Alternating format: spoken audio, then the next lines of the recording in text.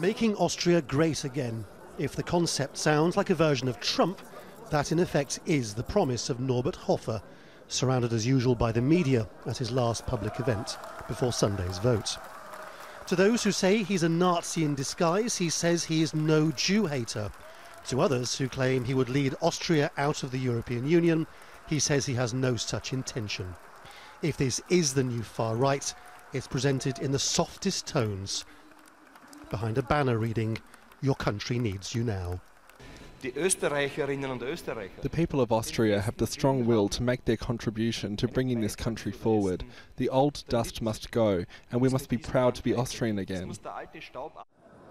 His supporters no longer wear the cornflower badges of Austrian fascists from the 1930s.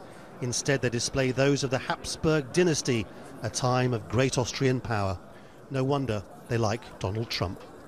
Donald Trump said that he was about making America great again. Is this about making Austria great again?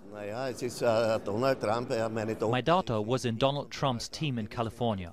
I know why the Americans voted for Trump. They are poor and they voted out of frustration and because they are desperate. This sense of Austria having lost its way has proved potent with a working class disillusioned with migration and Europe's economic outlook. The architecture of the Austro-Hungarian Empire a century ago reminds people of what used to be. The Hofer argument would seek a return to those days of glory. If Hofer wins, there's every likelihood he will pivot Austria away from its relationship with Germany and look more towards the Visegrad group of countries led by Hungary. And it's that sense of restoring a lost empire of the past, of making Austria great again, that is so appealing for his support base. The man in Hofer's way is Alexander van der Bellen, archetypal Euro enthusiast with green credentials and a background as a technocrat. His supporters compare his agenda to Barack Obama's vision of hope, though many are voting for him simply because he isn't Hofer. Nothing and nobody will stop us. That is an original quote from Norbert Hofer. But we can stop them, and we will stop them.